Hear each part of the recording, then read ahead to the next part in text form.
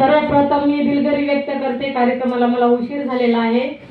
या ठिकाणी मानाचा सन्मानाचा क्रांतिकारी जय भीम बोलते आणि प्रथम दोन ओळी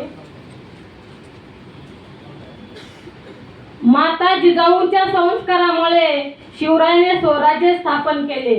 माता जिजाऊंच्या संस्कारामुळे शिवरायाने स्वराज्य स्थापन केले। माता सावित्रीच्या साथीमुळे ज्योतिबाने शिक्षणाचे दार खुले केले आणि माता रमाईच्या साथीमुळे भीमरायाने संविधान बहाल केले। माझ्या कवितेचं नाव आहे बा भीमामुळे सोने। बा भीमामुळे झाले जीवनाचे सोने, बा भीमामुळे झाले जीवनाचे सोने। भिवा बाळ जर जन्मले नसते, धर्म रूढी परंपरा चालूच असती आणि मनुवाद्याच्या तावडीतून कधी आपली सुटकाच झाली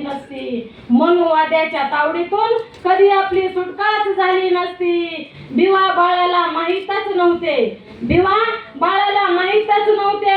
अस्पृश्यता काय होती। भिवा बाळ जेव्हा कटिंग करायला गेले होते तेव्हा तिथं जात विचारली होती। छोटासा भिवा बाळ घरी धावत आला, सांगा ना बाबा माझी जात कोणती आहे। सुभेदार रामजींना खूप मोठा प्रश्न पडला। तेव्हा माता भीमाईने त्या जातीचा उलगडा केला। आईचे शब्द भिवा बाळ